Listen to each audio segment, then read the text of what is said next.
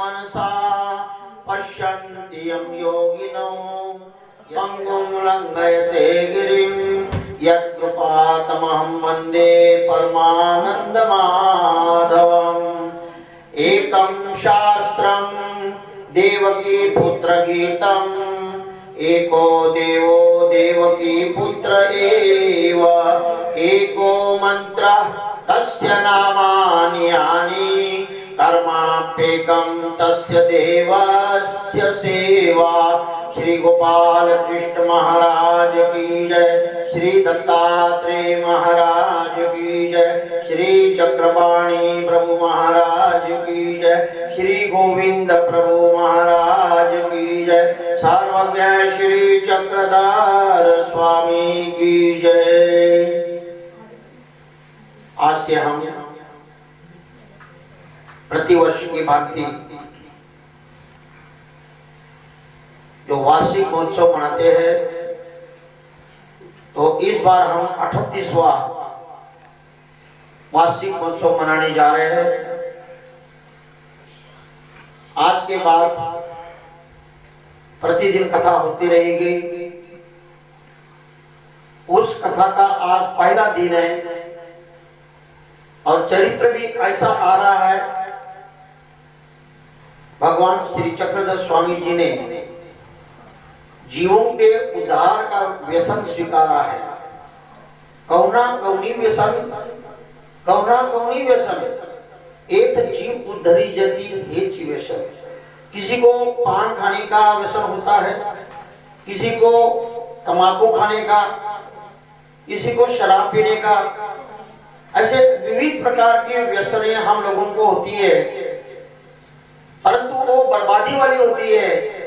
और हमारे भगवान श्री चक्रधर स्वामी जी को, यानी हमारे 5वें अवतार भगवान श्री चक्रधर महाराज जी को केवल एक ही व्यसन है, जीवों का उद्धार करना। हमारे उद्धार करने के लिए वो प्रभु जो है युग युग में अवतार लेते हैं। गीता शास्त्र के अनुसार प्रमाणित है, संभवामि युगे युगे।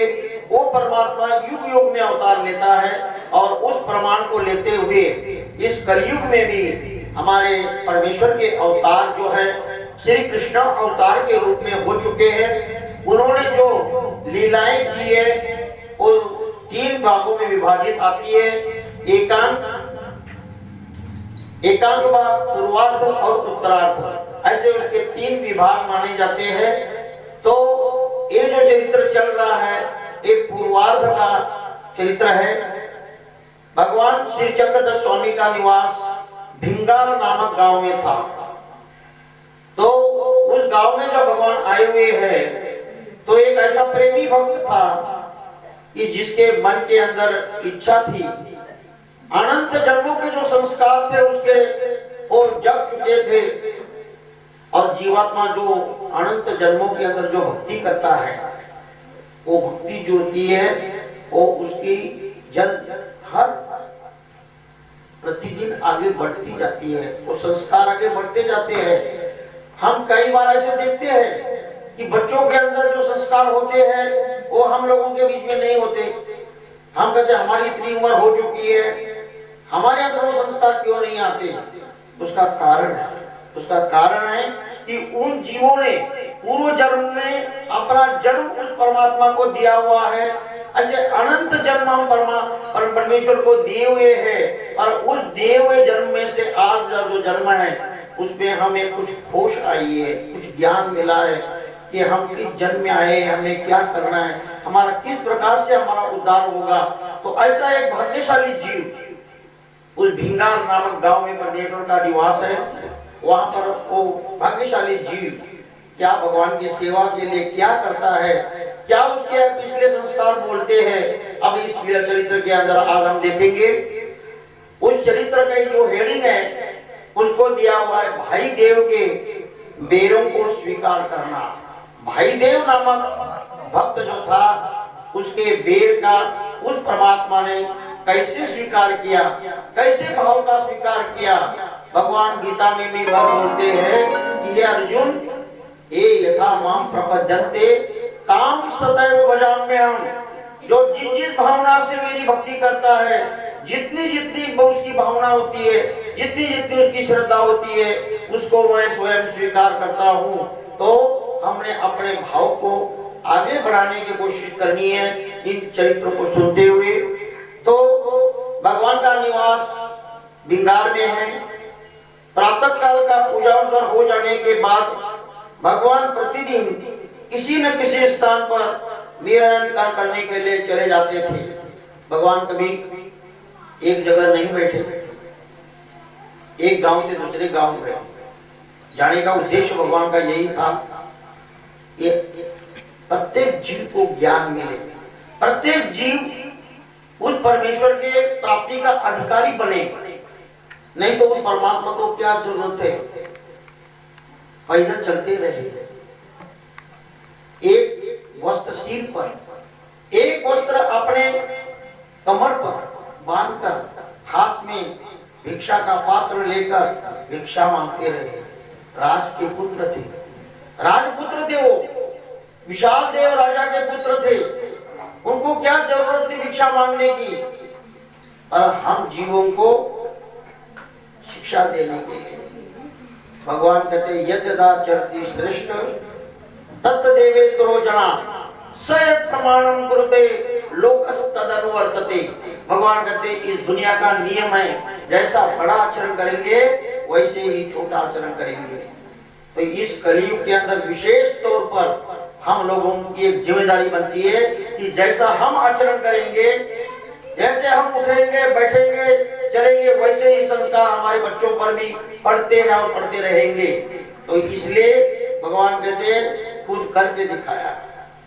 भगवान ने खुद किया। तो भगवान एक गांव से दूसरे गांव चलते हुए भिंगार में पहुंचे हुए हैं। भगवान का प्रातः काल का पूजावसर जो है वो प्रतिदिन की भांति हो चुका है और भगवान विहरण करने के लिए यानी एकांत स्थान पर जाकर भगवान बैठते थे। तो भगवान को एकांत स्थान में जाकर बैठने की क्या आवश्यकता थी? क्या उनके ऊपर भी कोई परमात्मा है जिसका वो चिंतन करते थे? जैसे हम देखते हैं कई महात्मा लोग, कई महापुरुष, कई संत, कई बड़े बड़े योगी तपश्चर्या करने के लिए बैठ जाते हैं जंगलों में जाकर। या वो तपश्चर्या करते हैं, उनके हाथों में मालाएं होती है, वो किसी का चिंतन करते हैं। पर परमेश्वर किसका चिंतन करते हैं? भगवान का निवास रोमे ग्राम में था। प्रातः काल के प्रतिदिन की तरह भगवान भी उठकर बैठे हुए हैं अपने स्थान पर। बाईसा भी बैठी हुई है, महादाईसा भी बैठी हुई है। तो सहज एक सवाल बाईसा के मन में आया। सवाल आना कोई बुरी बात नहीं, और सवाल करने का ढंग ऐसा होना चाहिए कि उसमें नम्रता होनी चाहिए। किसी की परीक्षा लेने के लिए या किसी को नीचे दिखाने के लिए वो प्रश्न नहीं होना चाहिए। तो बाईसा जो थी पहुंची हुई थी, जिसको साक्षात परमात्मा का सन्निधान मिला, साक्षात ईश्वर के साथ वो रही, ये कोई साधारण बात नहीं है। हम जीव है, आज वो परमेश्वर का ज्ञान, परमेश्वर का धर्म आज हमें अपने संस्कार से प्राप्त हुआ है, परंतु आज वो परमेश्वर हमसे साक्षात रूप में हमारे सामने नहीं है। क्योंकि परमेश्वर दो प्रकार से मिलते हैं। दो प्रकार का सन्निधान मिला बोला जाता है। एक सन्निधान बोला जाता है मूर्ति का, एक सन्निधान बोला जाता है वचन रूप। जब परमेश्वर साक्षात रूप में मनुष्य रूप में विचरते हैं, हम जीवों के उद्धार के लिए अवतार लेते हैं और उनके सन्निधान में रहते हुए, उनके पास में रहते हुए हम जो आचरण करेंगे उसको मूर्ति का सन्निधान बोलते हैं। और आज जो हम लोग बैठे हुए, आप भी हो, हम भी है, आज हम वचन रूप सन्निधान में बैठे हुए, हमने उस परमेश्वर को नहीं देखा। ना हमने पांचों अवतारों को देखा है, ना हमने कृष्ण भगवान को देखा, ना दत्तात्रेय महाराज जी को देखा, ना चक्रवाणी महाराज जी को देखा, ना गोविंद प्रभु जी को देखा, ना हमने भगवान श्री चक्रधर महाराज जी को देखा। तो आज हम भरोसा कैसा कर रहे हैं? वचन से, जो उन्होंने वचन बताए हुए ब्रह्म विद्या के अंदर, गीता के अंदर, उस परमात्मा ने मैं परमेश्वर हूं ये सिद्ध करके दिया हुआ है। वचनों में आता है, ब्रह्म विद्या में आता है, गीता के अंदर आता है। परमेश्वर का जो ज्ञान होता है वो स्वयं परमेश्वर देते हैं। भगवान कहते हैं हमारी यदि प्रवृत्ति हो जाए किसी को ज्ञान देने की, तो भाई स्तंभायिकाते निमित्त करुण बोलीजिए। हम एक खम्भे को भी निमित्त करके ज्ञान दे सकते हैं। एक बार भाई साहब कोई व्यापार करने के लिए गई थी, व्यापार करके आई। व्यापार करने के बाद उसने देखा कि भगवान के आगे नागदेव बैठा हुआ है। भगवान कहते हैं, भाई साहब कहते हैं महाराज आप निरूपण अभी कर रहे थे तो किसको बता रहे थे? भगवान कहते हमारी प्रवृत्ति हो जाए तो हम एक खंबे को निमित्त करके भी ज्ञान दे सकते हैं, पर वो ज्ञान सुनने वाले कौन होते हैं कोई बता सकता है? परमेश्वर जब खंबे को निमित्त करके ज्ञान देते हैं तो वो ज्ञान सुनने वाले कौन होते हैं? अप्रोक्ष ज्ञान, सामान्य ज्ञान, विशेष ज्ञान। बहुत सुंदर जवाब दिया आप लोगों ने। वो ऐसे पहुंचे हुए जीव होते हैं कि जो शब्द ज्ञान को पूर्ण कर चुके हैं। आज आप लोग, हम लोग शब्द ज्ञान के अंदर बैठे हुए हैं। अभी हमसे शब्द ज्ञान जो है वही पूर्ण नहीं हो रहा हमसे, वो करते करते हम बुरे हो चुके हैं। परंतु ऐसे भी जीव जो थे जो जिन्होंने शब्द ज्ञान को भी पूर्ण करके अप्रोक्ष ज्ञान के अंदर प्रवेश किया हुआ है, जैसे हमारे श्री नागदेवाचार्य थे। भगवान कहते श्री नागदेवाचार्य को मैं क्या देना नहीं चाहता, श्री नागदेवाचार्य को मैं सब कुछ देना चाहता हूं, पर दो शक्तियां मैं देना नहीं चाहता। कौन सी?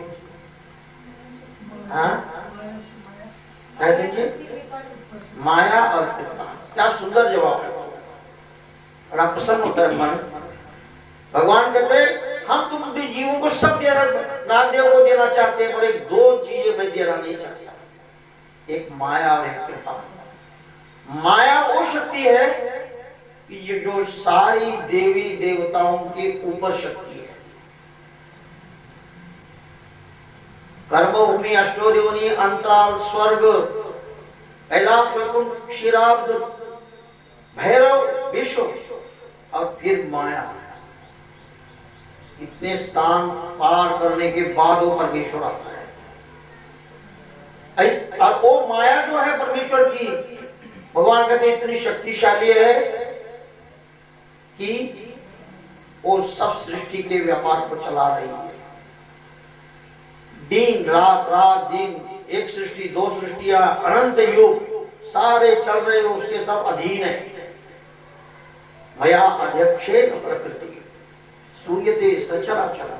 ये गीता के अंदर आता है, जो गीता पढ़ते होंगे, जो मैं बोलूंगा हिंदी का अर्थ तो आप जल्दी समझ सकते हो कि मेरी अध्यक्षता से मेरी महामाया जो है इस सृष्टि के व्यापार को चलाती है। इसका सरल अर्थ यह है, यानी इतनी वो शक्तिशाली महामाया है जो सारे अनंत ब्रह्मांडों को, अनंत सृष्टियों को चला रही है, और वो एक ही है। अनंत ब्रह्मांडी एक अच्छी माया, ब्रह्मांड अनेक है और माया एक ही है। कितनी शक्तिशाली होगी वो परमेश्वर की प्रवृत्ति को जानती है, क्या करना है क्या नहीं करना है। और ऐसी वो माया जो है परमेश्वर के अधीन है। तो विषय हमारा चल रहा था कि भगवान कहते मेरी इच्छा हो तो मैं खंबे को भी निमित्त कर सकता हूं। दूसरी तरफ आते हैं, भगवान सुबह के टाइम में उठकर बैठे हुए हैं, भगवान चिंतन कर रहे हैं। बाईसा कहते महाराज आपके ऊपर भी कोई है जिसका आप उनका चिंतन करते हो? हम जीव तो अपने उद्धार के लिए उठते हैं, स्रोत करते हैं, क्या आपका नाम का स्मरण करते हैं, चाहे सुबह करते हैं, दोपहर को करते हैं, रात को करते हैं, जब भी याद आती है तब करते हैं, पर अपने भलाई के लिए करते हैं। पर आपको क्या जरूरत है? क्या आपको भी कुछ मोक्ष पाना है, मुक्ति पानी है? भगवान ने देना ही भाई, ये सकल जीवाते चिंती, बहुत सुंदर जवाब दिया। हम सब जीवा का चिंतन करते हैं। वो परमेश्वर के अंदर इतनी कृपा शक्ति है, इतना दयालु है, इतने मायालु, इतने कृपालु है, वो हम सब जीवन के लिए तड़प रहे हैं, तड़पते हैं। पर हमारे अंदर हम परमेश्वर इतने निष्ठुर है कि हम उसके तरफ देखने को तैयार ही नहीं है। हम उनकी आज्ञा को मानने को तैयार नहीं है। यदि उनकी आज्ञा हम मानने को तैयार हो जाए तो हमारा उद्धार हो सकता है, जल्दी हो सकता है। भगवान कहते हैं हम सकल जीवाते चिंतित, हम सब जीवों का चिंतन करते हैं। महादायसा बैठी हुई थी, महादायसा ने भी नारे सवाल किया, भगवान आप किसका चिंतन करते हो? एक ही वासना श्री प्रभु जी का चिंतन। हम भगवान कहते श्री गोविंद प्रभु महाराज जी ने हमें एक वक्त जो बड़े प्यार से मारा था, उसको हम चिंतन करते हैं, क्योंकि वो हमारे गुरु है। अब यहाँ पर एक आवश्यक एक विषय आता है कि परमात्मा को भी गुरु करने की आवश्यकता क्या है भाई? हम तो जीव है, जीव तो अज्ञान है, जीव को तो जरूरत है गुरु के बगैर तो ज्ञान नहीं हो सकता। गुरु बिना ज्ञान नहीं, शाह बिना पक नहीं। गुरु को तो, जीव को तो जरूरत है, परमात्मा को भी गुरु की क्या आवश्यकता है? पर भगवान कहते हैं हम आपको शिक्षा देने के लिए गुरु को धारण करते हैं। हम यदि नहीं करेंगे तो आप भी नहीं करोगे। ये जीव बड़ा विचित्र है। आप संसार में देखते हो, अपने परिवार के अंदर देखते हो, आप कभी बच्चों को बोल कर देख लेना कि बच्चों टीवी नहीं देखना चाहिए, मम्मी तुसी तो टीवी के आगे बैठे रहते हो। आता है कि नहीं आता है आप देखो, मैं नहीं देखो, मेरे बच्चे नहीं तो मैं क्या बताऊंगा? आप लोग इसका जवाब दे सकते हो मेरे को? या बच्चों को बोलो टीवी ज्यादा नहीं देखना, मम्मी तुसी क्यों देखते हो? ये आज का जमाना है। वो जमाना गया, बच्चे हाँ जी, हाँ मम्मी जी, हाँ डैडी जी, वो जमाना गया। इसलिए आपको पहले करना पड़ेगा, और वो चीज उस परमात्मा ने पहले हमें करके दिखाई। गुरु का धारण किया पर अज्ञानता से नहीं दिया। गुरु को भी दिखाया कि मैं तेरा गुरु हूं। हमारे पांचों अवतारों के जो चरित्र आते हैं उसमें आता है कि पांचों अवतारों ने जो गुरु धारण किए हुए हैं केवल एक शिक्षा देने के। श्री कृष्ण महाराज जी संदीपनी के पास गए, उनकी गलतियों को निकालते हुए कि वो क्या गलती करता है।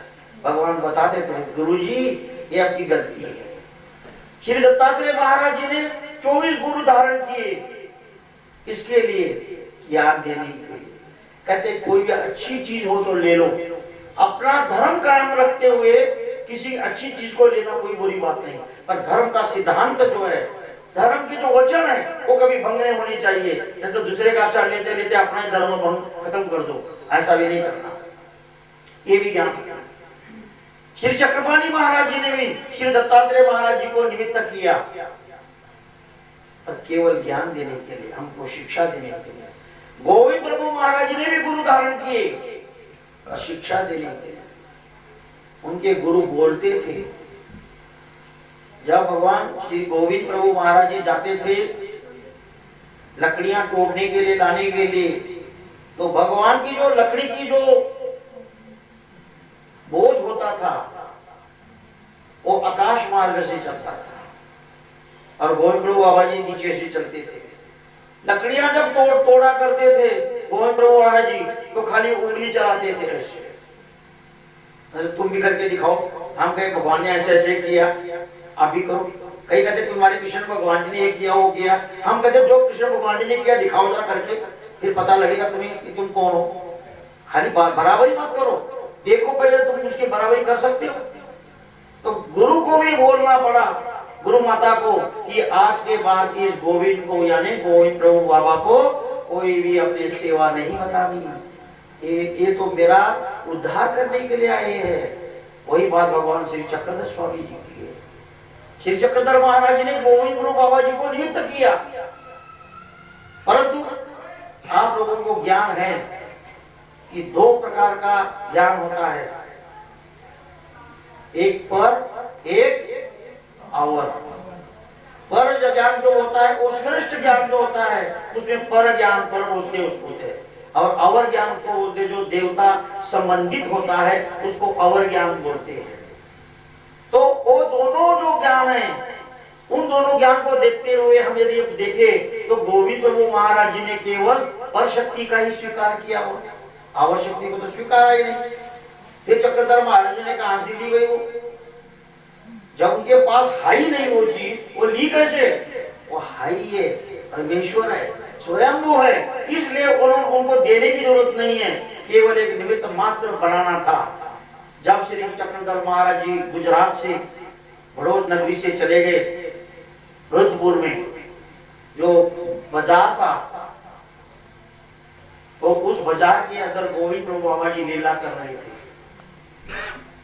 श्री चक्रधर बाबा जी जाकर वहां पर खड़े हो गए। एक अवतार दूसरे अवतार को जानता है, समझता है, पर लीला उनकी अद्भुत होती है। भगवान कहते हैं मेरा जो जन्म और मेरा जो कर्म होता है वो अद्भुत होता है। गीता में आता है जन्म कर्म च मे दिव्यम एवं यो व्यक्ति तत्वतः। अर्जुन मेरा जन्म और मेरा कर्म जो है वो कैसा है?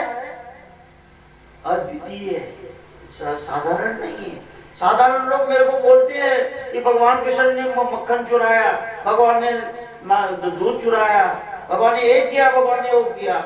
वो मेरी लीला को समझ नहीं सकते। भगवान कहते मेरी अद्भुत है, वो किसी के अधीन नहीं है, उनका ना जन्म अधीन है ना उनका कर्म कोई अधीन है, पर हमारा जन्म और हमारा कर्म भी हमारे अधीन नहीं है। हम चाहते हैं मुझे मिलना चाहिए, हर जीव चाहता है कि सारी चीजें मुझे बैठी जगह मिले, पर मिलती नहीं। ये भी हमने जोड़ा ही नहीं तो मिलेगा कहां से? और जिन्होंने मिला हुआ है, जिनको मिलता भी है सारा जगह पर, उनके हालात जाकर देख लो, उनके हालात क्या है? उनका ब्लड प्रेशर बढ़ रहा है तो उनकी लता नहीं चल रही है, घोड़े नहीं चल रहे हैं, तो क्या है? चाहे उनको सब कुछ मिला हुआ है, नौकर है, चाकर है, पर शारीरिक सुख नहीं है। डॉक्टर बोल रहा है उनको ये मत खाओ, वो मत खाओ, वो मत खाओ, दिया सब कुछ, अगर कर्म में नहीं है सुख। ऐसा परमेश्वर के लिए ये हमारे कर्म के भोग हम भोग रहे, वो परमात्मा नहीं भोग रहा है। तो भगवान ने क्या बोला कि हम श्री प्रभु बाबा जी ने जो हमें एक बार मारा था, हम उसको याद कर दे, क्यों हमारे गुरु है। तो भगवान शिक्षा देते हैं। यही बात यहाँ पर आ रही है कि भगवान श्री चक्रधर महाराज जी उस गांव में आए हुए हैं, भिंगार के अंदर। तो भगवान हर दिन विहरण करने के लिए, यानी जीवों का चिंतन करने के लिए, कौन से जीव का मैं कैसे उद्धार करूं, ये सोचने के लिए जाकर भगवान एकांत में बैठते थे।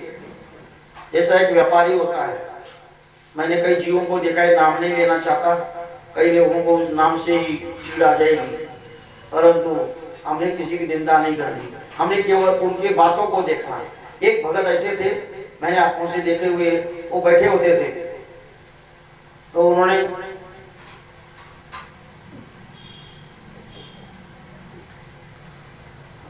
हमने सोच रहा मन में क्या करी जा रहे थे, और वो अपना चिंतन करते थे कि मैंने क्या क्या करना है।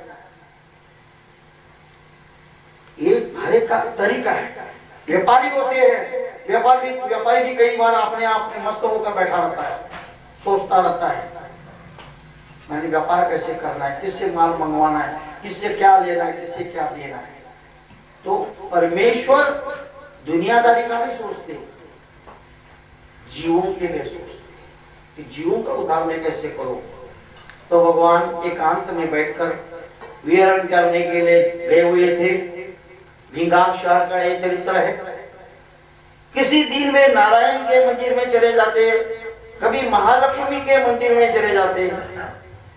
भगवान जो थे अक्सर मंदिरों में जाया करते थे, और जितने भी देवी देवताओं के मंदिर हैं उनके नाम उन देवी देवताओं के नामों से ही रखे गए हैं या रखे जाते हैं। अब सवाल यह है यहाँ पर कि भगवान मंदिरों में क्यों जाते थे? तो इसलिए जाते थे कि जो अधिकारी जीव है, जिन्होंने वो अधिकार जोड़े हुए हैं पूर्व जन्म में, कि उनको वहां जाने के बाद परमेश्वर के दर्शन का भी लाभ है। हमारे में बोला जाता है दर्शन का भी एक लाभ होता है, साधारण बात नहीं है। कई जीवों के दर्शन होते ही सब पाप ताप खत्म हो जाते हैं, इतना उस परमेश्वर में आकर्षण है। जैसा हमारे में चरित्र आता है गोरक्षण अर्थात नंदेड़ का। नंदेड़ में जब भगवान गौवे चराने जाते थे तो उस गोदावरी गंगा के किनारे पर भगवान पत्थर के ऊपर बैठते थे जीवों का चिंतन करने के लिए। जो गौवे भगवान के साथ जाती थी वो भी उस भगवान के आगे बैठ करके एक दूसरे के ऊपर अपनी गर्दन रख करके वो भगवान की तरफ एक टक देखती रहती थी। शाम का वक्त होना, ना उन्होंने पानी पीना तथा ना ही उन्होंने घास खाना। उनको जो आनंद मिलता था, उनको जो उनका जो पेट भरता था, वो भगवान के दर्शन से ही, दर्शन मात्र से ही। तो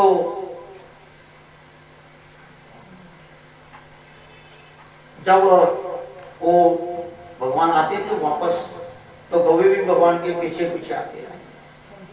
अब किसी ने चुगली लगा दी मालिक को, अरे तुम्हारा कैसा गौला है, वो खुद भी नहीं खाता, खुद भी नहीं पीता, बैठा रहता है, और वो तुम्हारी गौवे भी उसके आगे बैठ करके खाली बैठी रहती है, ना पानी पिलाता है तो ना उनको कुछ घास खिलाता है।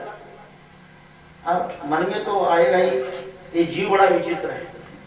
किसी के गुणों को ग्रहण करने के लिए इसको बड़ा टाइम लगता है, पर दोष होना कैसे कैसे, क्या क्या बोला आपने, क्या बोला, नहीं दोबारा एक बार बोलो। ऐसा एक जीव बड़ा विचित्र है। किसी के दोष को उनको बड़े चाव से सुनेगा, बड़े चाव से उसमें रुचि लेगा, परंतु गुणों को नहीं। किसी के वो क्या है, ऐसे ही है, उनका वो काम ही वही है, ऐसे ही करते रहते हैं, सेवा करते रहते हैं, उनमें कोई बात नहीं, तो गुण लेने की आदत ही नहीं, तभी तो ये ठोकरे खा रहा है। तो वो जो मालिक था वो भी ऐसा ही था पूर्व जन्म का, उसने भी ऐसे पाप जोड़े हुए थे। किसी ने आके चुगली लगाई, अरे लाला जी तुम यदि ऐसे बंदे को रखोगे ना ब्राह्मण जी, तुम्हारी गवे मर जाएगी। कहता क्यों? अरे तेरी गवे जाती है सुबह, वो भगवान वहां पर बैठे रहते हैं, तेरा ग्वाला जो है बैठा रहता है, और शाम को आती है तेरे ग्वाले गवे वैसे भी आती है। कहते ये बात भी तुझे जो कह रहे हो सकती है, परंतु मैं कैसे मानूं कि मेरी गवे कुछ खाती नहीं, कुछ पीती नहीं। जब से मेरा वो ग्वाला मेरे घर में आया हुआ है, तब से मेरी गवे धष्ट पुष्ट हो चुकी है, और दूध भी बड़ा ज्यादा दे रही है, पहले से दूध भी बढ़ चुका है। तुम कहते हो खिलाता नहीं, पता है कोई गड़बड़ है। आप कोई आंखों से जाकर देखना पड़ेगा। उसने एक दिन खुद गया किसी दरख्त के ऊपर चढ़ करके ऊपर से देखता क्या है कि जैसा किसी ने बोला था वैसे ही था, पर उसको कुछ संस्कार थे पिछले जन्म के, वो जग गए। कहता है ये जो वे गौों के सामने बैठा हुआ है, ये बात भी सच है कि वो सामने बैठते हैं और गौवे उनके आगे बैठते हैं, ये भी बात सच्ची है, झूठ नहीं है। उसने भी बताई, मैंने भी देखी। अब यदि ये गौवे खाती कुछ नहीं है तो इनका पेट कैसे भरता फिरे?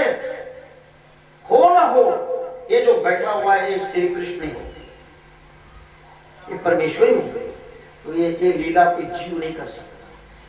कहता है आप घर में आएंगे ना, मैं उनसे माफी मांगूंगा, मैं उनसे प्रशंसा उड़वाऊंगा कि मैं आपसे गौवे चरवाई, मुझे माफी दे।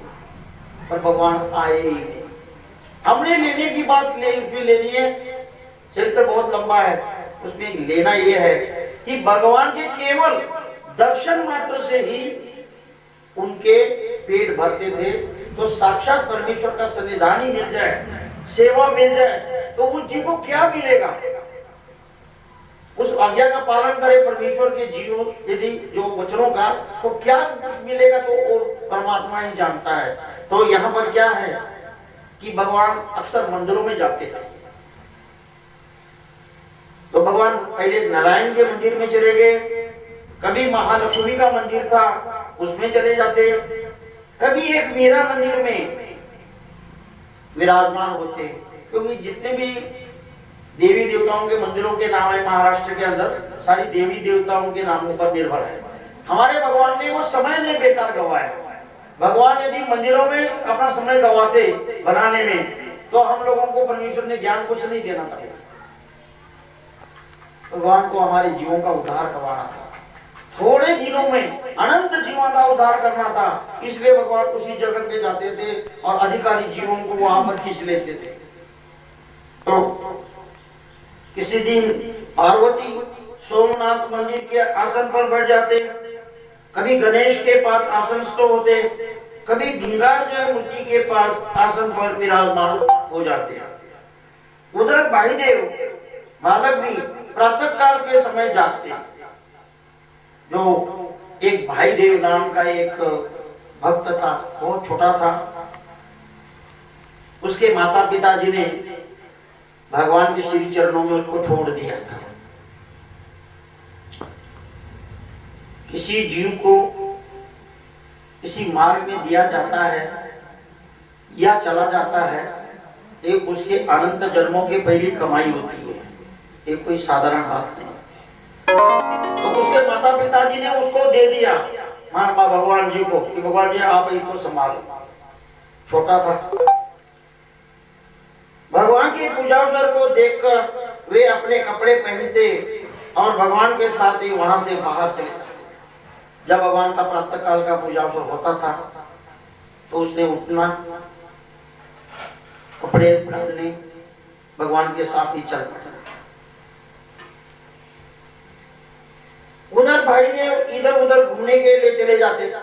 छोटा बच्चा था, पर देखना ये है इसमें अपने कि वो शरारती बच्चों जैसा बच्चा नहीं था।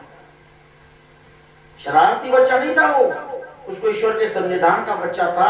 चाहे वो इधर उधर घूमने भी जाता था, पर क्या करता था ये देखने वाली बात आगे आती है। उन दिनों बोरियों के बागों में बेरियों पर खूब बेर लगे हुए थे। संयोग कैसा है देख लो कि जहां वो घूमने फिरने के लिए गया हुआ है वहां बेरियों के बाग, उस पर बेर भी है। भाई देव उन बागों में चले जाते और नीचे गिरे हुए बेरों को लेकर थोड़ा सा चख लेते। बच्चा था, इतना ज्ञान तो नहीं था कि झूठी वस्तु भगवान को थोड़ी को दी जाती है, झूठी वस्तु भगवान को नहीं देनी चाहिए। इतना ज्ञान तो ही नहीं है, छोटा बालक है। और उसका भाव जो था वो बहुत उच्च प्रति का था। वो क्या करता, ऊपर से जो गिरे हुए जो बेर है उनको उठाता, उसको चखता था। ये बेर खट्टा है या मीठा है, पहले चख लेता। जो बेर मीठे होते उन्हें वे अलग से रख लेते। जब उसने चख कर देखता ही था तो पता ही लगता था कि जो बेर है ये खट्टा है या मीठा है। जो मीठे बेर होते थे उनको अलग रखता, जो खट्टे होते उनको खुद खा लेता। इसके अतिरिक्त जो तुरस और खट्टे होते उन्हें वे स्वयं खा जाते थे। इस प्रकार वे चखे हुए मीठे बेरों को एकत्र करते और अपने कुत्ते के झोली में समेटकर भगवान के पास ले आते। भाव यही होता था कि जो ये जो बेर है मैं भगवान के उपयोग में लगवाऊं। कहां से सीखा उसने?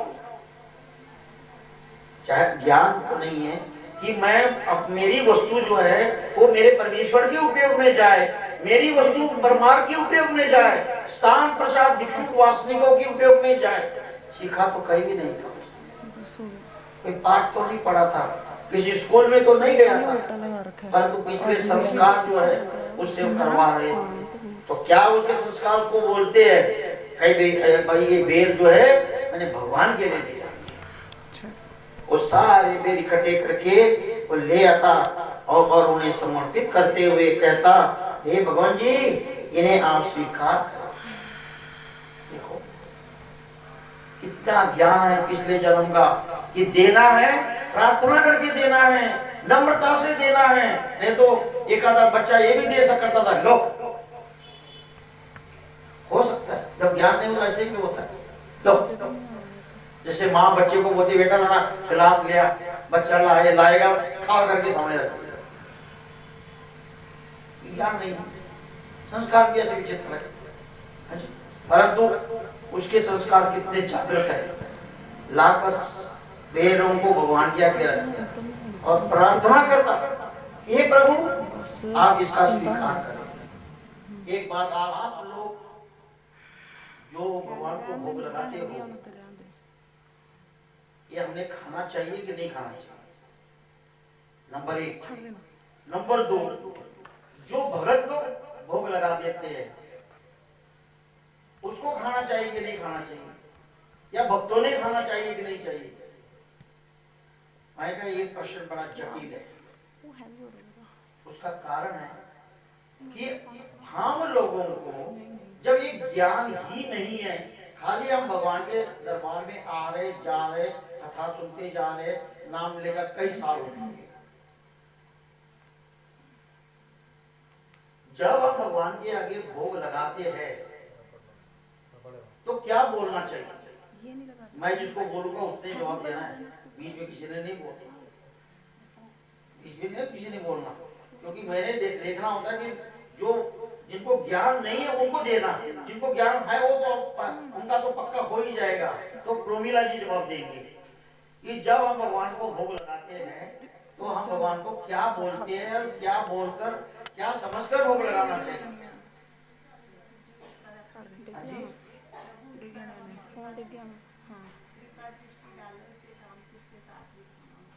बहुत सुंदर जवाब दिया, मुझे उम्मीद नहीं थी, जवाब अच्छा दिया।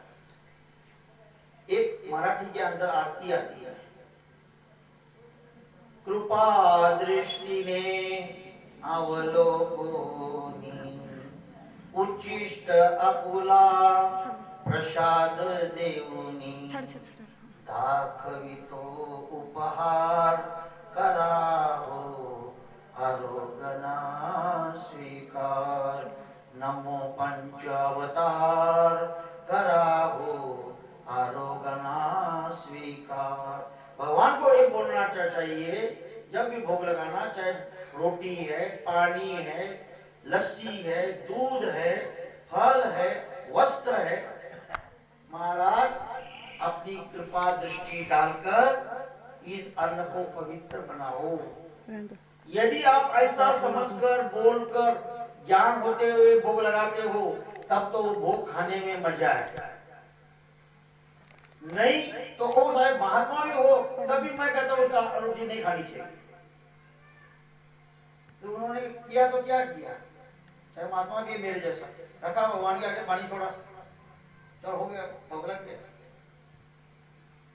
भगवान श्री चक्रधर स्वामी जी का वचन है ब्रह्म विद्या के अंदर, अज्ञानासी माया संबंधु, जो अज्ञानता पूर्वक परमेश्वर के आगे क्रिया करेगा कोई भी, उसका स्वीकार कभी परमेश्वर करते ही नहीं, और सीधे कर दिए माया के पल्ले में।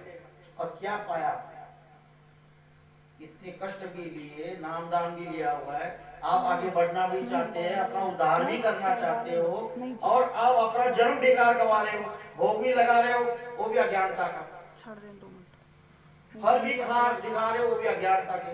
नहीं, ये आज से गांठ से बांध लो, कृपा दृष्टि से अवलोकन करो। कृपा मौली बोलने से, कृपा दृष्टि जरा बोलने से ज्यादा मतलब ताकत आएगी। माउली से कृपा दृष्टि बोलो, माउली से कृपा दृष्टि बोलोगे तो ज्यादा ताकत मिलेगी शब्द के अंदर। एक होता है लो, अब लो ना, कितना फर्क है, लो ना, कितना फर्क है। यदि आप बोलोगे कृपा दृष्टि से, अपनी दृष्टि जो है कृपा वाली वो डालो इस अन्न के अंदर, और ये अन्न को पवित्र बनाओ, और उसका लाभ बढ़ा है आप लोगों को।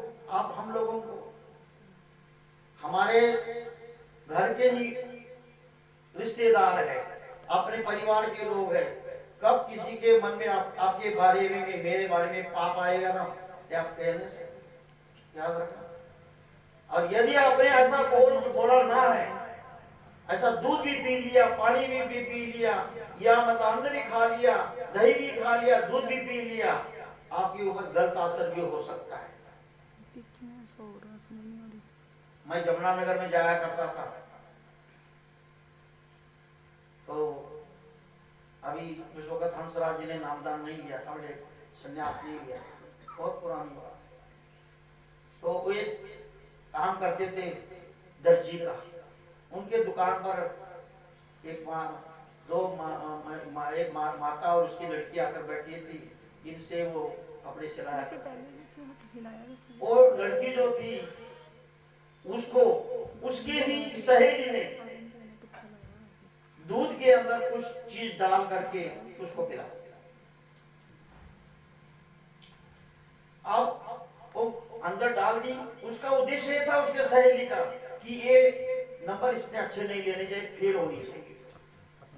पर इन बेचारे को क्या पता, मेरी सहेली है, मेरी सहेली है ना, ये बात अंदर है भाव। वो बेचारे ने पी लिया वो दूध, तब से हो गई वो पागल। पागल का मतलब जितने बार पेपरों में बैठी उतने बार फेल। तो उन्होंने कहा उनको, हमें लग रहा है कि आपके घर में कोई बाबा जी आए क्या?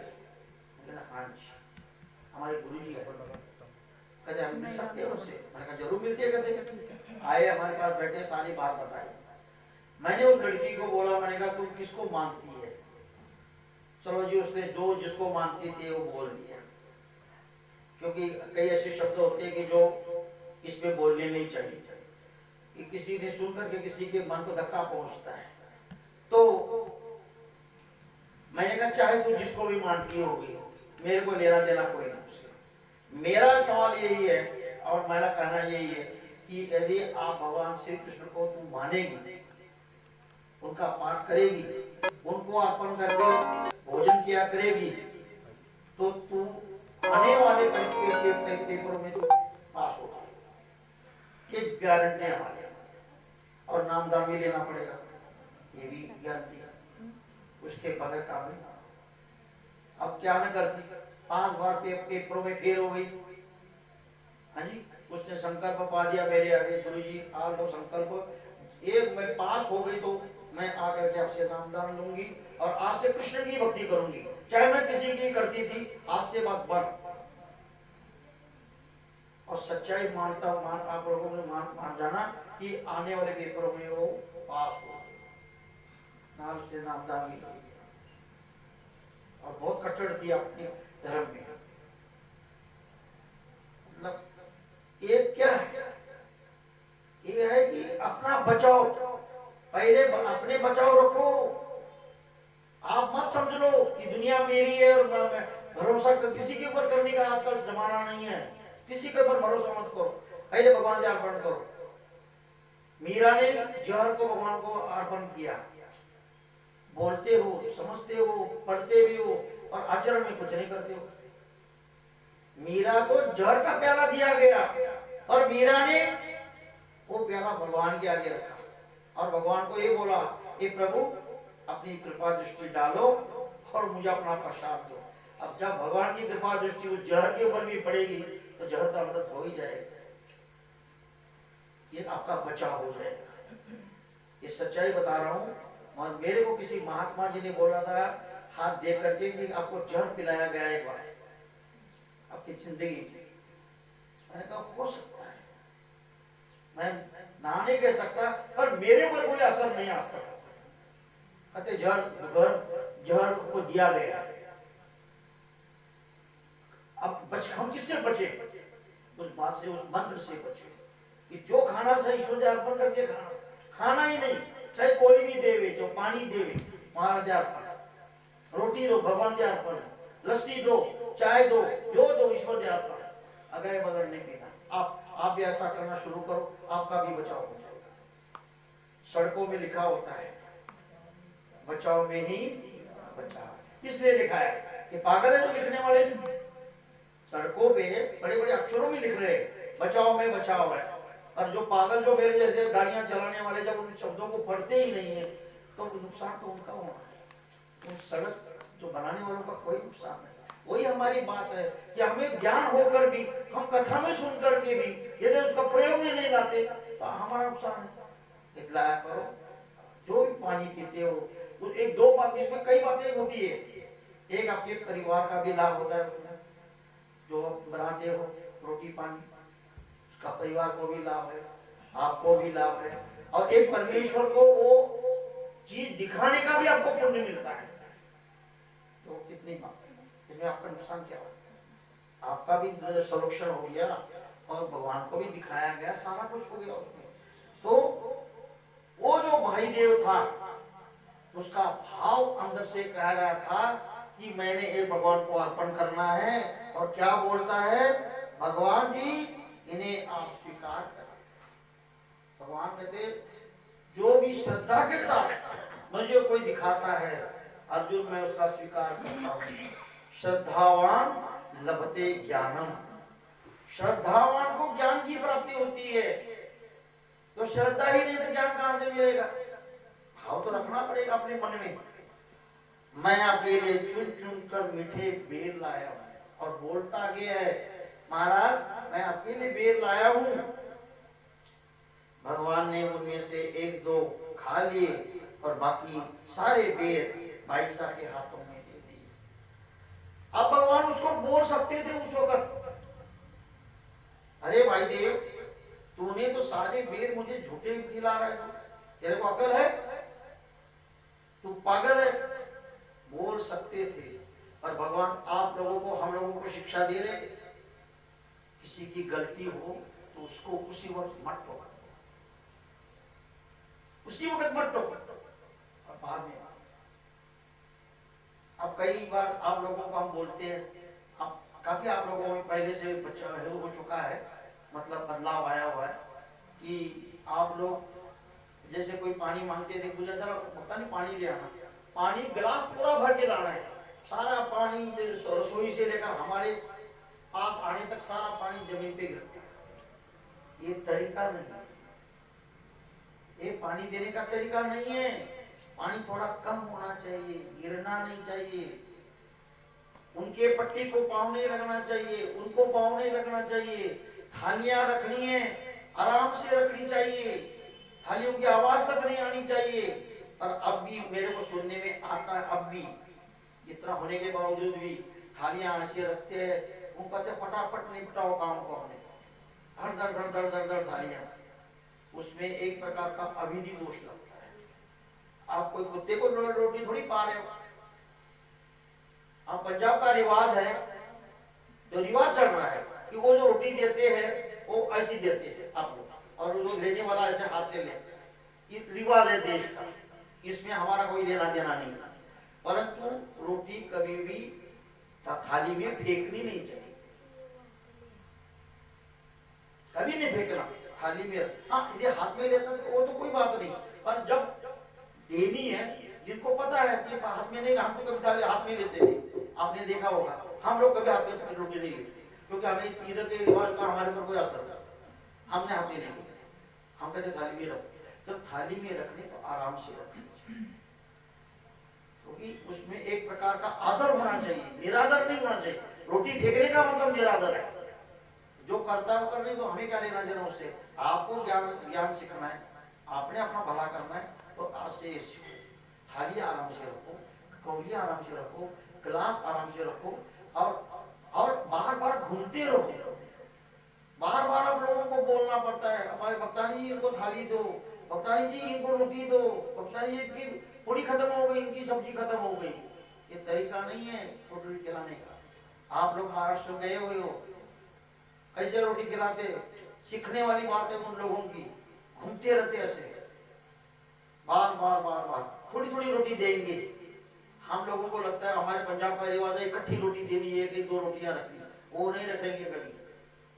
और जो थोड़ी थोड़ी रोटी होती है वो ज्यादा खाता है बंदा, ये भी ध्यान रखना। और एकदम दी जाए ना, वो अपना अंदाजा लगा लेता है कि मैंने 2 रोटियां थी, मेरा 2 रोटी का कोटा हो गया पूरा।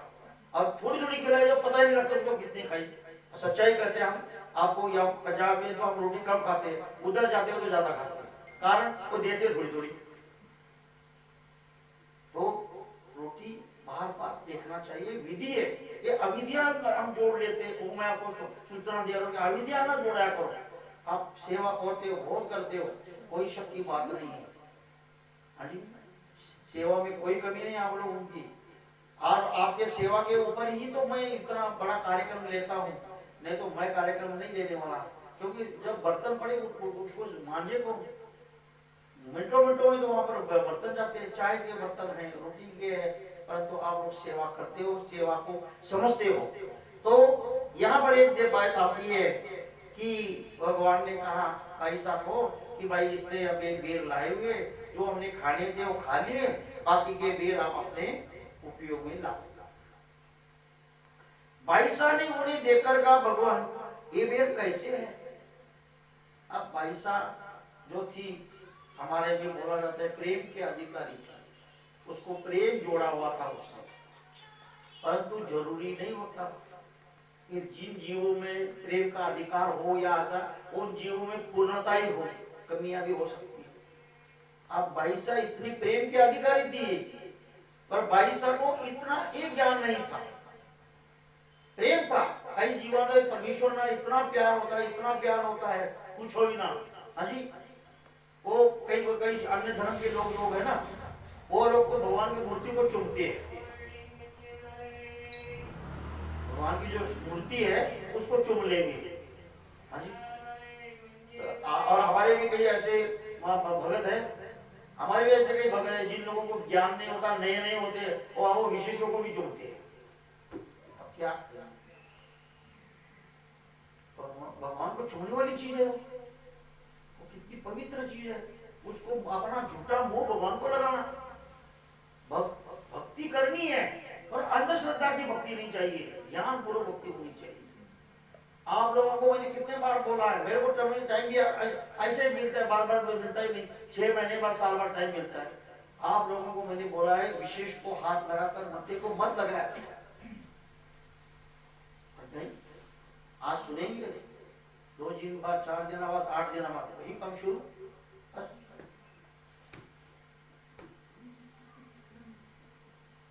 सोचो समझो, तुम ज्ञान पंथ के हो, विश्वास पंथ के हो, विश्वास पंथ के नहीं हो, ज्ञान पंथ के हो। कि क्या आपके हाथ आपने भगवान को लगाया, क्या वो सामर्थ्य तुम्हारे मथे पर आ गया? इतने तुम ज्ञानी हो गए, इतने तुम सामर्थ्यशाली हो गए। हाँ, उसका भी विधि है, वो भी कर सकते हैं, पर खाली सेवा। जिन विशेषों को हम उठा नहीं सकते उनकी सेवा है।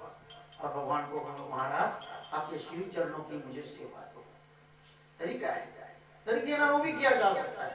परंतु ये क्या पर प्रकार है, जिनको ज्ञान नहीं वो ये काम करते हैं, तुम लोग ना करा करो, तुम ज्ञानी ज्ञान पंथ के हो, कभी भी ऐसा नहीं करना। मैं कई भक्तों को देखता हूँ, और वो अपना काम नहीं छोड़ते, नहीं छोड़ोगे तो मेरा क्या जाएगा, आप अपना पुण्य गंवाते हो। आप इतना अपने आप को बलशाली मान रहे हो कि भगवान से भी हम बड़े हो गए। अरे भगवान का सामर्थ्य तुम्हारे में कहाँ आएगा? भगवान ने जब उसको स्पर्श किया था तब उसमें कृपा शक्ति आई थी और माया शक्ति आई थी। तुम्हारे हाथ में माया शक्ति कहां से आएगी, कृपा शक्ति आएगी? ऐसे न क्या करो। तो बाईसा बेचारी भोली भाली, बाईसा ने जब भेद देखे तो बाईसा के ऊपर प्रश्न आ गया, ये भेद ऐसे कैसे? इन्हें तो थोड़ा थोड़ा एक तरफ से चखा हुआ है, हर बेर को देख रही है, चखे हुए बेर है। तब भगवान ने कहा माता इन्हें ले लो और इनको खाने में उपयोग में लगाओ। उधर से देखो, दोनों तरफ से देखने वाली बात है। एक तरफ माता अज्ञान है, प्रेम के अधिकारी है, पर भोली है, उसका भी भगवान ने गुस्सा नहीं किया। दूसरी तरफ भगवान ने भी गुस्सा नहीं किया, भगवान ने कितना प्यार मार उसको समझा रहे। भगवान कहते हैं माता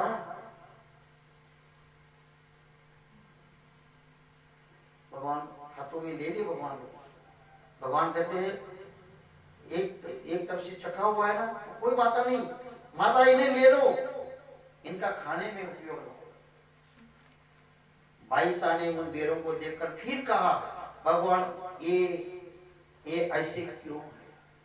ये भी बेचारी अभी बोली है, उसको अभी भी दिमाग में नहीं आ रहा है। अरे देने वाला जो बच्चा है वो अज्ञान है, उसको हमने अभी उसको ज्ञान सिखाया नहीं, एकदम उन्होंने बेचारे ने लाए हुए हैं, तो उसको समझाना चाहिए। समझा भी सकते हैं हम, बेटे ऐसे झूठी चीज नहीं देनी चाहिए, समझा सकते, प्यार थप्पड़ मार के नहीं, गाली दे के नहीं। तो मुझे तो बड़े विचित्र लग रहे, भगवान के कहने पर भी भाई साहब फिर बोली जा रही है। महाराज मेरे तो बड़े बड़े विचित्र लग रहे। तब भगवान ने मुस्कुराते हुए कहा, माता इन बेर को इस बालक ने चख कर देखा है, इनमें से जो मीठे मीठे बेर थे उन्हें यह हमारे लिए लाया है, इसके विपरीत जो खट्टे थे उन्हें इसने वही खा लिया। फिर भाई भगवान को भी भाई साहब को समझाना पड़ा। भगवान कहते, भाई साहब ये बच्चा छोटा है, इसका भाव देख, इसने जो खट्टे बेर थे खुद खाए और मीठे बेर हमारे लिए ले आया हुआ है। भगवान फिर तो एक बेर झूठे हुए, भगवान को फिर पैसा बोलती है, महाराज वे तो झूठे है। अरे बालक, तू तो भगवान के लिए अपने झूठे बेर ले आया, पैसा से फिर भी रहा नहीं गया, उस बच्चे को भी डांट दिया, तूने भगवान के झूठे बेर लाए, ये तूने तो बड़ा अनर्थ किया भाई। इस पर भगवान ने कहा, माता ये झूठे हो गए हैं, ऐसी भावना क्या इस बालक के मन में संभव हो सकती है? क्या उस बालक का जो मन है, जितना उसको ज्ञान है, क्या उस बालक के मन में भाव है ये बेर झूठे हैं और सच्चे हैं? भगवान ने उन बेरों को अपनी कृपा दृष्टि से देखते हुए कहा, माता इन बेरों को ले लो और इन्हें हमारे खाने के उपयोग में ले आओ।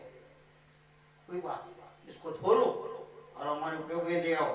फिर बाईसा ने उन्हें लेकर पानी से धोया, उन्हें काटकर गुठलियों को अलग किया, उन्हें नमक मिर्च घी इलायची लगाकर चीनी और दूध में डालकर उसका पकवान तैयार किया। प्रतिदिन वह भगवान को भोजन के साथ थोड़ा सा समर्पित करती। इस प्रकार वह कुछ दिन भगवान के उपयोग में लाए गए। बात यहाँ पर दिख रही है, बालक होते हुए भी भाई देव के मन में भगवान के प्रति श्रद्धा भाव दिखाई देता है। ये जो चरित्र है ये हमें क्या शिक्षा दे रहा है? कि बालक छोटा है पर उसका भाव जो है वो झूठा नहीं है। इसलिए तो भगवान ने वो मीठे मीठे बेर लेकर आता था। इसके विपरीत जो खट्टे बेर थे वो खुद खाता था। इस समय वे पागल है, अतः इन्हें इस समय भगवान को खाद्य सामग्री समर्पित करने से कोई लाभ प्राप्त नहीं होगा। उसकी बुद्धि जो है उतनी है, जैसे पागल जैसा आदमी होता है उसको पता नहीं लगता क्या करना, ऐसे बच्चों की बुद्धि जो होती है छोटी होती है, क्योंकि वेड़े पीछे को कोई कर्म निष्पत्ति नहीं होती। और हमारे भी बोला जाता है कि जो 8 साल के नीचे जो होता है उसको कर्म नहीं लगती, परंतु वो वचन आज लागू नहीं होगा। भगवान ने उस वचन को बोले हुए 800 साल हो गए, और आजकल के जो बच्चे हैं 8 साल के, वो आपके और हमारे गुरु बन जाते हैं। इतना हमको ज्ञान है।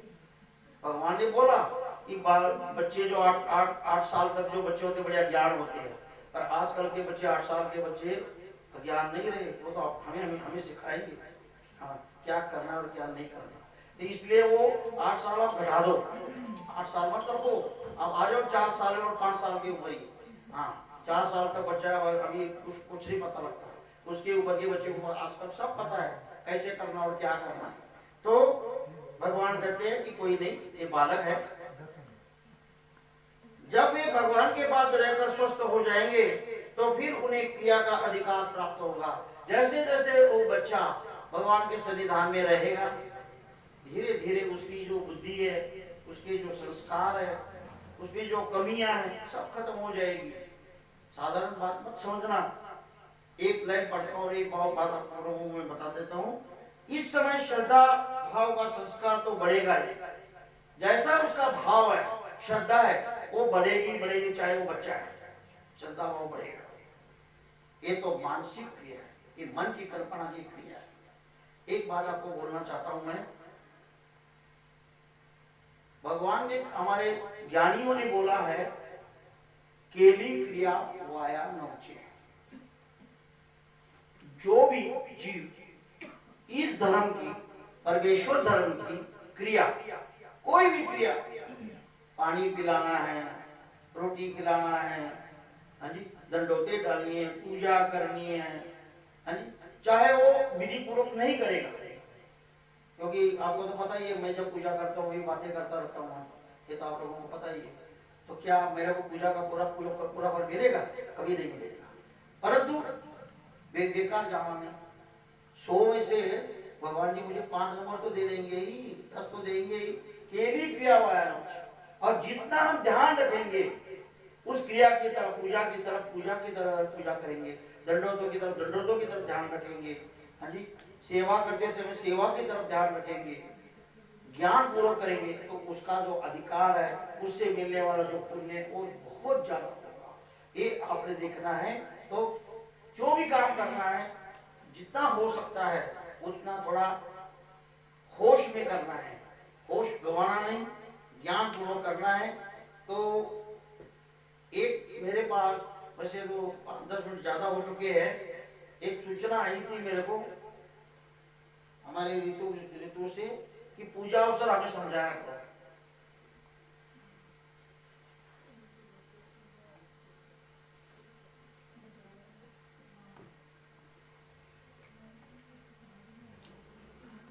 तो पूजा अवसर है छोटा ही, पर उसमें बहुत अच्छा ही ज्ञान भरा हुआ है।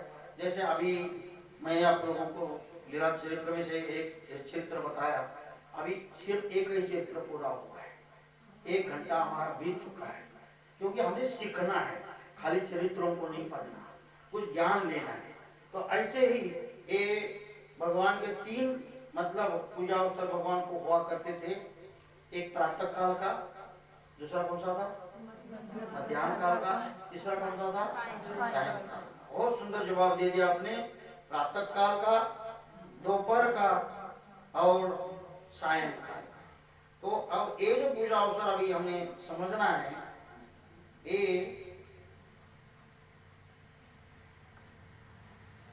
दोपहर का है। दोपहर का भगवान को पूजा अवसर हुआ करता था मध्याह्न काल में। जैसे आप आरती बोलते हो ना, मध्याह्न काल झाला श्री दत्त दिगंबर आलादी मध्याह्न काल झाला। मध्याह्न काल बोलते हैं 12 बजे के समय।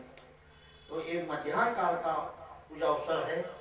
उसमें शब्द आते हैं, उदयाचा पूजावसरू झाल्यानंतरे सपूजित गोसावी आश्री उपविष्ट असती। उदयाचा ने प्रातः काल का, पूजावसरू झाल्या, पूजा अवसर होने के बाद सपूजित मतलब भगवान की जब सुबह भी प्रातः काल के पूजा अवसर में भी भगवान की पूरी पूजा अर्चना होती थी। भगवान का जिस विधि से पूजन किया जाता था, हाँ जी, वो सारा इसमें आएगा। तो उसमें भी आ चुका है कि भगवान के मत्थे पर कैसे चंदन का तिलक लगाया करते थे, कैसे हाथ में फूलों के गजरे डालते थे, बाहों में डालते थे, गले में डालते थे, श्री मुकुट पर डालते थे, चंदन कैसे लगाते थे, आरती कैसे उतारी जाती थी। तो सपूजित पूजा होने के बाद गोसावी आसनी उपविष्ट आसती। मध्याह्न काल के समय भगवान श्री चक्रधर स्वामी अपने आसन पर उपविष्ट यानी बैठना। भट्टोवास प्रवृत्ति जानोनी श्री चरणी उपाहन्नो उल्गविति। श्री नागदेवाचार्य जो थे भगवान के प्रवृत्ति को जानते थे, इतना उनको ज्ञान हो चुका था कि भगवान क्या चाहते हैं और क्या करना चाहिए, क्योंकि अधिकारी जीव था। भगवान श्री चक्रधर स्वामी जी ने नागदेव के प्रति एक शब्द बोले हैं। क्या बोले, कोई बता सकता है? जो वो कहेगा वो मेरी नागदेव बोलेगा वो वचन हमारे होंगे। साधारण बात, ये स्मृति स्थल के अंदर जितने भी शब्द आए हुए हैं वो सारे श्री नागदेव आचार्य के द्वारा बोले गए हैं और वो प्रमाणित है।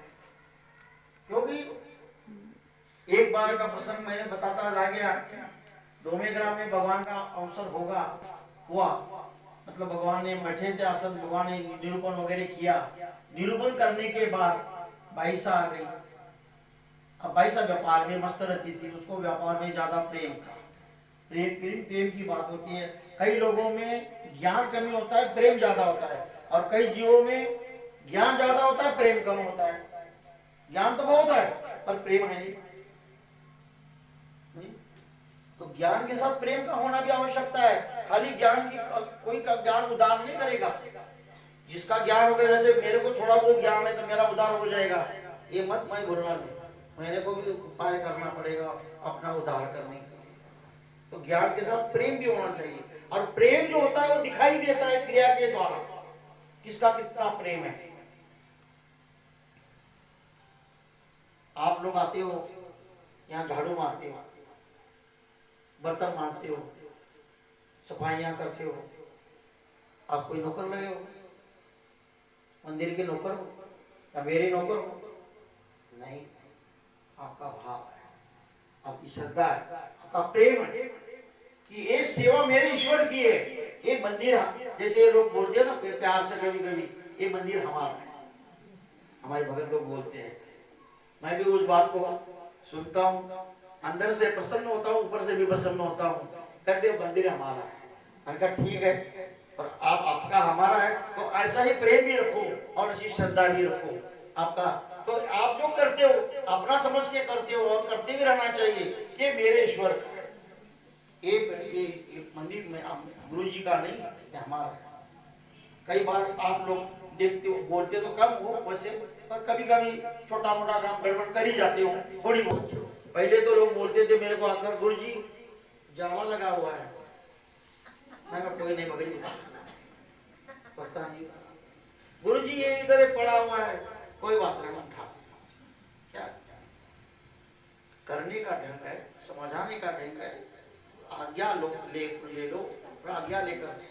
भगवान कहते ये यहाँ की जो भी क्रिया करनी है बगैर अज्ञाते नहीं करनी, क्योंकि जो करने वाला है, रखने वाला है, उसका क्या उद्देश्य होता है वो जानता है। हम तो जानते नहीं, हम तो सीधे देखते चीज पड़ी, तो ऐसा नहीं होना चाहिए। तो बाईसा ने आकर भगवान को कहा, महाराज आपने नागदेव को क्या बताया? अभी ब्रह्म विद्या बता रहे थे। भगवान कहते नागदेव से पूछो। बाईसा कहते नागदेव भगवान ने क्या तेरे को बताया? भगवान नागदेव ने बोलना शुरू कर दिया, फिर भी विश्वास नहीं आया। बाईसा का विश्वास नहीं आया। बाईसा भगवान को प्रश्न करती है, महाराज ये नागदेव जो बोल रहे यही शब्द आपके हैं? ये आपके ही शब्द ये जो बोली जा रहे हैं? भगवान ने एक वचन निरूपण किया जो उषाबाई जी ने सरल हिंदी में बताया। बाई हा काई अपने बोले हा एतीचे बोले। आज के बाद भाई साहब ध्यान रखना, नागदेव जो शब्द बोलेगा कभी भी अपनी सोक्ति नहीं बताएगा। संसार के अंदर 3-4 प्रकार की उक्तियां होती है, सोक्ति, शास्त्रोक्ति और तीसरी कौन सी? लोकोक्ति। भगवान ने बोला है तीनों उक्तियों का त्याग करना हमने। सोक्ति का मतलब स्व उक्तियां जो बनी, गुरुओं ने बनाई, महात्माओं ने बनाई, बड़े बड़े ज्ञानियों ने बनाई, बड़े बड़े ऋषि मुनियों ने बनाई। भगवान कहते वो सोक्तियों को नहीं मानना, बिल्कुल कितनी भी उसमें ज्ञान हो नहीं मानने। सोक्ति, शास्त्रोक्ति जो शास्त्र बने हुए नहीं माने, हमने भगवान की उक्ति को माना। सोक्ति, शास्त्रोक्ति, लोकोक्ति, लोगों ने बनाई उक्तियां। आज वीरवार है, कपड़े नहीं धोने, आज मंगलवार है, आज गाड़ी नहीं करनी, आज बिल्ली अड़ी गई, आज काम नहीं होगा। भगवान कहते सब त्याग करो, मेरे पर भरोसा करके काम करो। कुछ नहीं होने वाला। परंतु आदतें बढ़ चुकी है, कहाँ ये जीव मानता है, नहीं मानता। चाहे मैं उपदेश करो, गुरु जी बड़ा बातें करते रहो, हमने जो करना है वही करेंगे हम। परंतु ध्यान रखना है भगवान ने हमें त्यागने को बोला, हमने भगवान के ऊपर भरोसा करके करना है।